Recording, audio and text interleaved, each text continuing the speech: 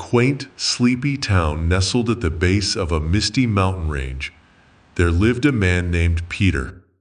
Peter was known throughout the village as the laziest person anyone had ever met. He avoided work like it was a contagious disease and preferred to spend his days lounging by the river, watching clouds drift by, and dreaming up fantastic excuses to avoid doing anything remotely productive. The townspeople had grown accustomed to Peter's idleness. They often joked about his creative excuses for avoiding chores and responsibilities. Despite his lack of motivation, Peter was well liked for his good-natured personality and his knack for storytelling.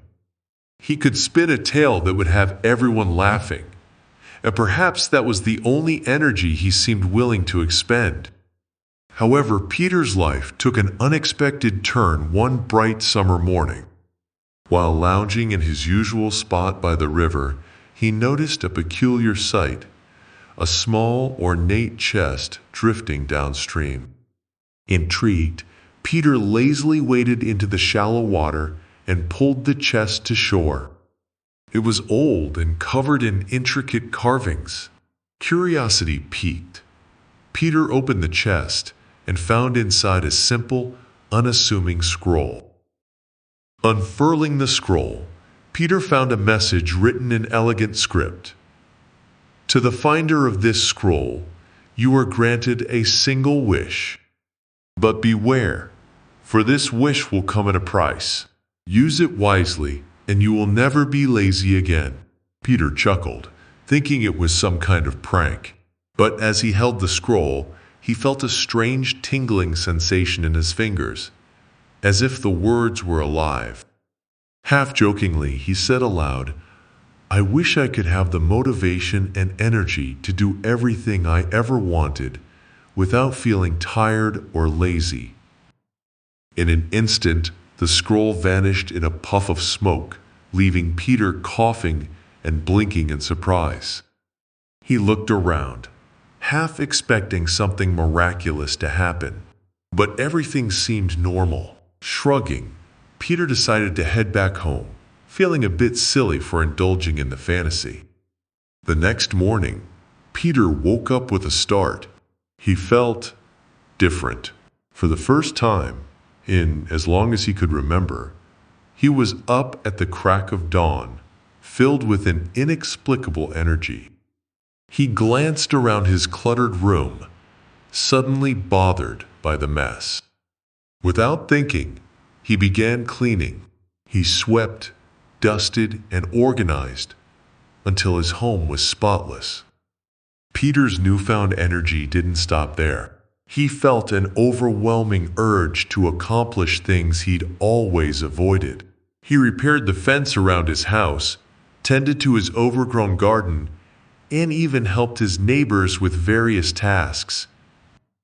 The townspeople were astonished at the transformation. The once lazy Peter was now the most industrious person in the village. Days turned into weeks, and Peter's productivity showed no signs of waning. He started new projects, learned new skills, and even took up hobbies he had long forgotten about. He painted, wrote stories, and crafted furniture. His energy seemed boundless, and the townspeople could hardly believe their eyes. However, along with his tireless energy, Peter began to notice something unsettling. He could no longer relax. The thought of sitting idle, even for a moment, filled him with anxiety. He had an insatiable drive to keep moving, to keep doing, and it was exhausting in a different way. Peter realized that his wish had come true, but not in the way he had expected. He would never feel lazy again, but he also couldn't find peace in stillness. One evening, after another long day of non-stop activity, Peter sat down by the river, hoping to find some semblance of the tranquility he once enjoyed. But even the calm waters couldn't soothe him. His mind raced with ideas and tasks, and he felt a pang of regret for the lazy days he'd taken for granted. As he pondered his situation, a familiar chest appeared, floating down the river just like before. Peter jumped up and pulled it ashore. Inside was another scroll, much like the first. He opened it and read, "You have learned the price of your wish. Now you have a choice. Continue as you are, never lazy again, or undo the wish and return to your former life." The choice is yours. Peter sat down, holding the scroll, contemplating the decision before him. The endless energy had allowed him to achieve more than he ever thought possible. But it had also robbed him of his peace and the simple joys of life. He missed the lazy afternoons, the quiet moments by the river, and the freedom to simply do nothing. With a deep breath, Peter made his decision. "I wish to undo my wish," he said softly. The scroll vanished in a puff of smoke, and Peter felt a wave of calm wash over him. The incessant urge to move, to do, to achieve dissipated, leaving him with a deep sense of relief. He lay back on the grass, watching the clouds drift by, and for the first time in weeks, he felt truly at peace. As he lay there, Peter realized an important lesson. It wasn't laziness that had held him back, but a lack of balance. He had swung from one extreme to the other, neither of which brought him happiness. He needed both rest and productivity, leisure and purpose. Life wasn't about doing everything or doing nothing. It was about finding the right balance between the two. Peter returned to the village, not as the lazy man he once was, nor as the tireless worker he had become, but as a man who had found a newfound understanding of life. He continued to help his neighbors and work on projects, but he also made time to relax, to enjoy the simple pleasures, and to appreciate the beauty around him. The townspeople noticed the change in Peter once again, but this time it was different. He had a calm confidence, a gentle wisdom that made him even more beloved.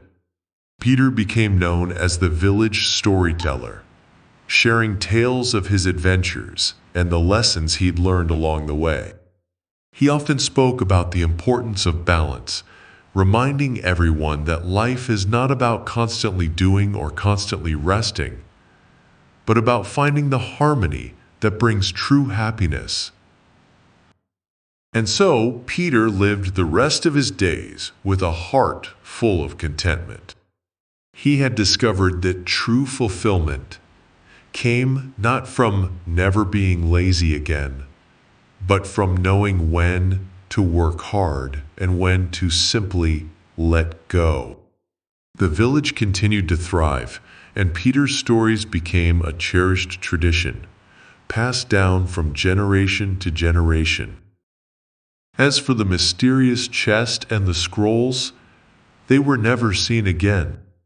Some say they were a gift from a mischievous spirit, teaching Peter a valuable lesson.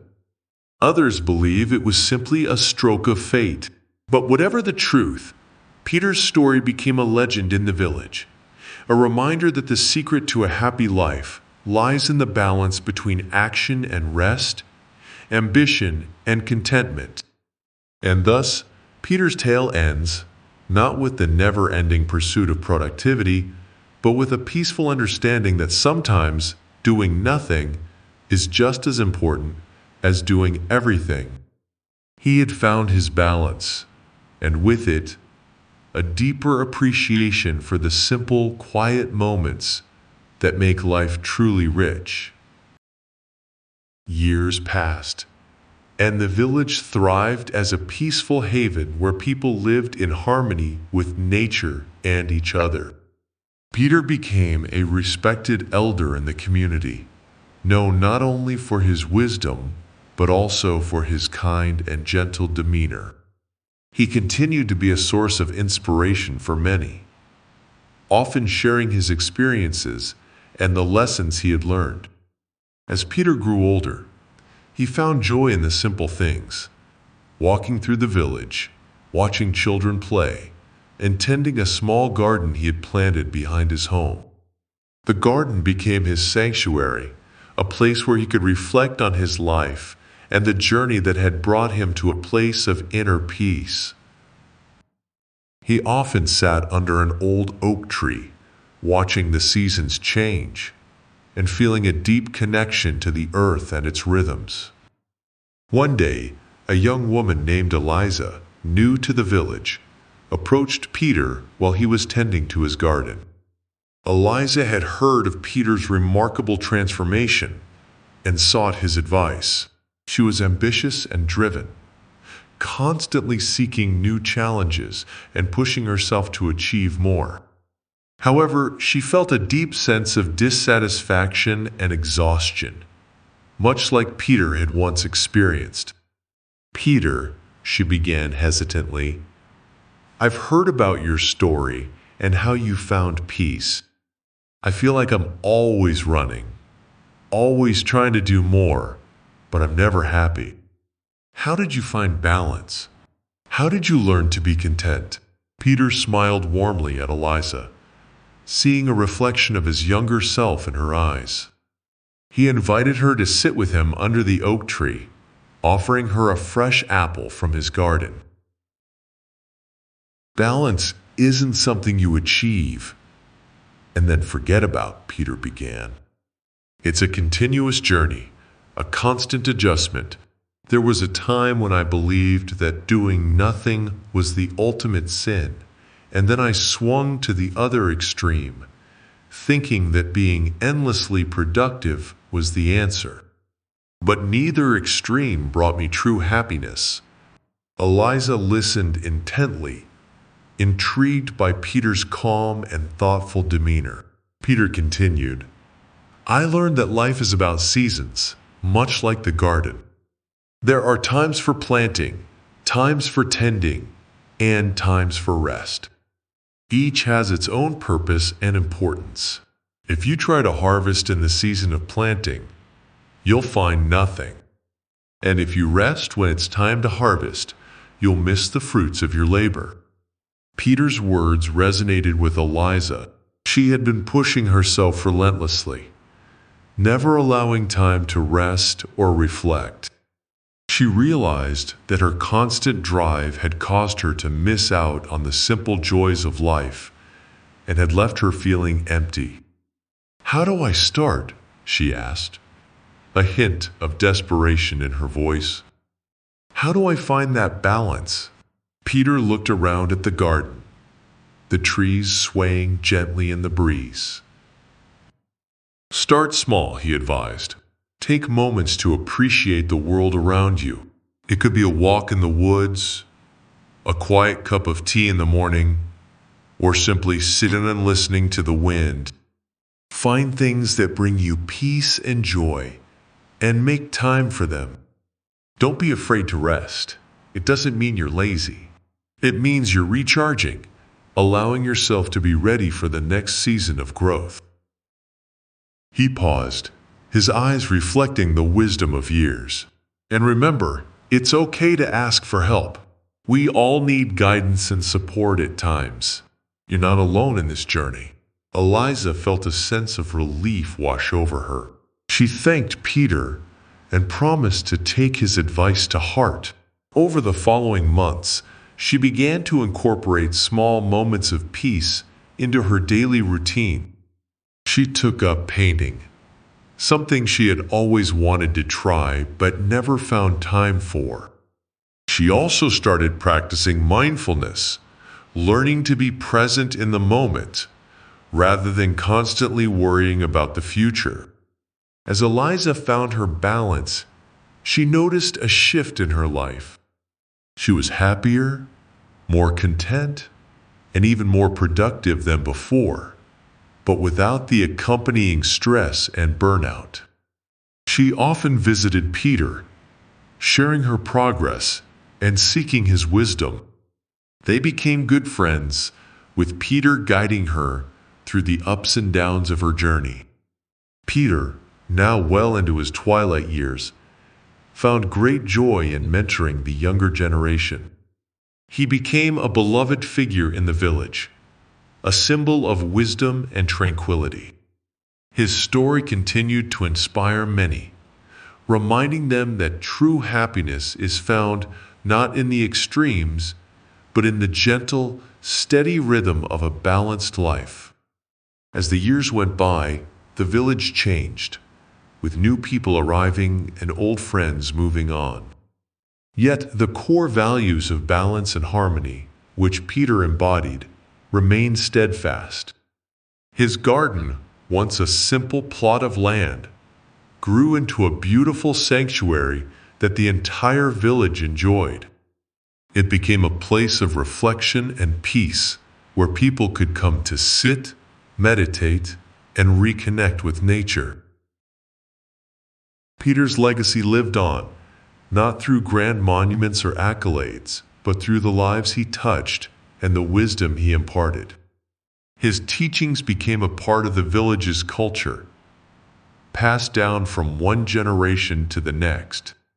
People often spoke of the Peter Principle, the belief that true fulfillment comes from balancing work and rest, ambition and contentment.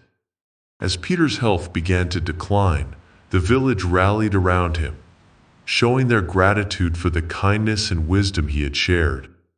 He spent his final days surrounded by friends and family, content in the knowledge that he had lived a full and meaningful life. He had found peace, not in constant action or total rest, but in the beautiful balance between the two.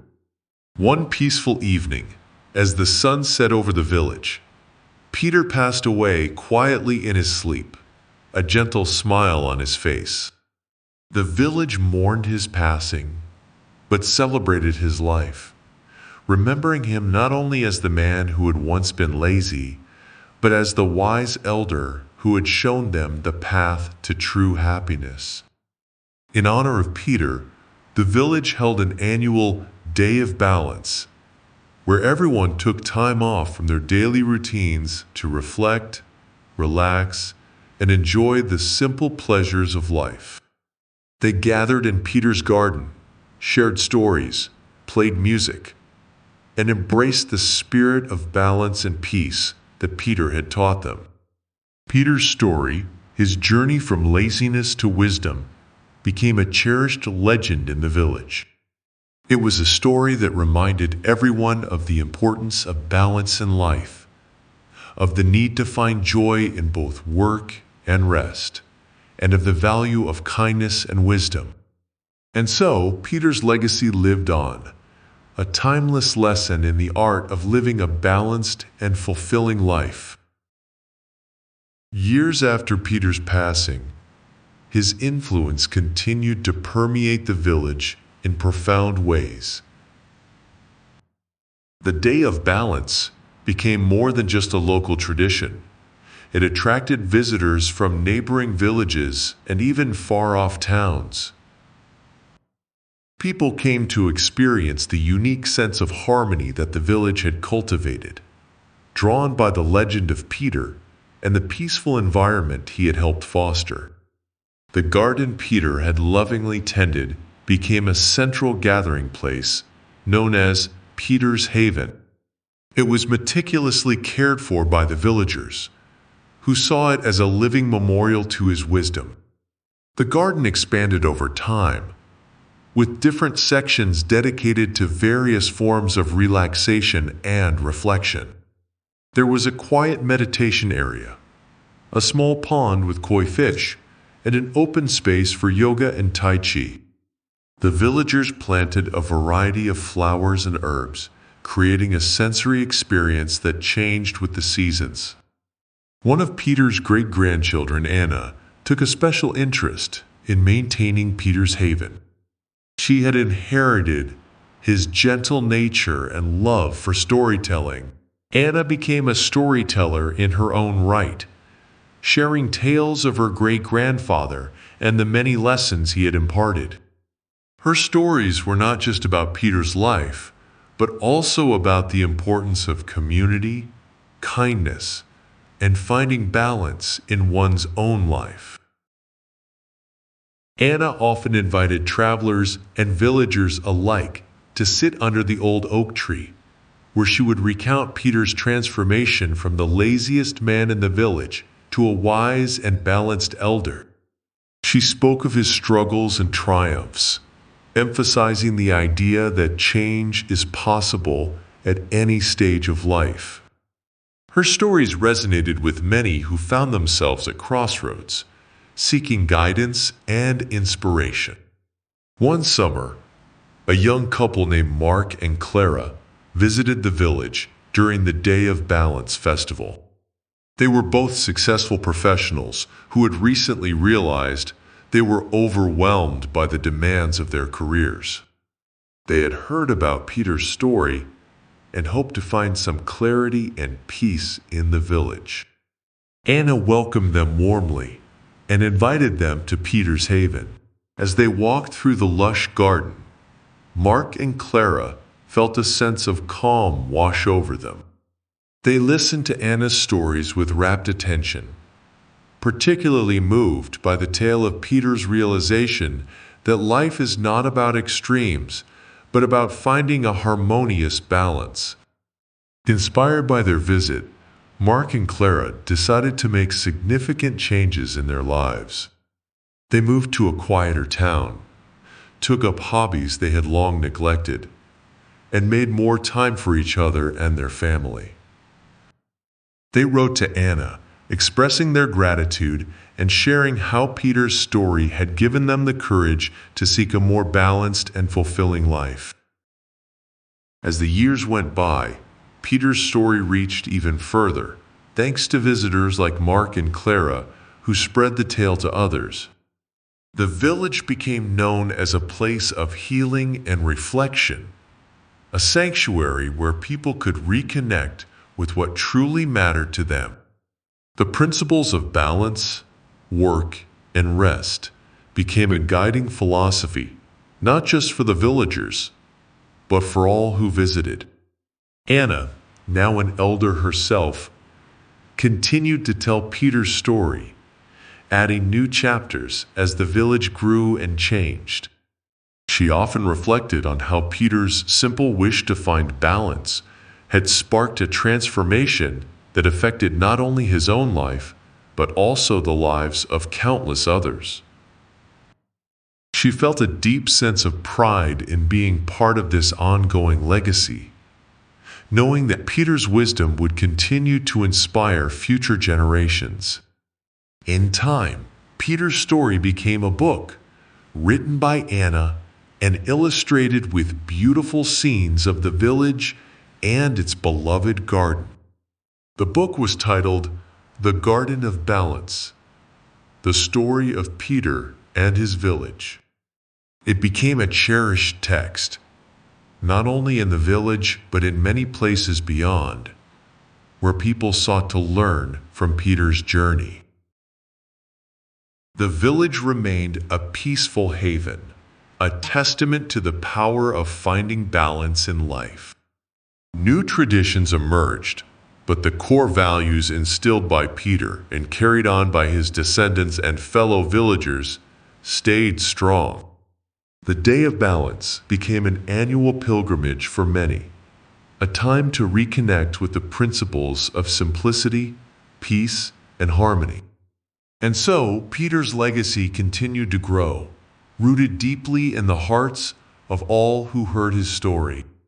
It was a story that transcended time and place, reminding everyone that the key to a fulfilling life lies not in relentless pursuit, but in the gentle rhythm of balance. As the sun set over the village, casting a golden glow over Peter's haven, it was clear that the wisdom of one man's journey had become a guiding light for many, illuminating the path to a life well lived.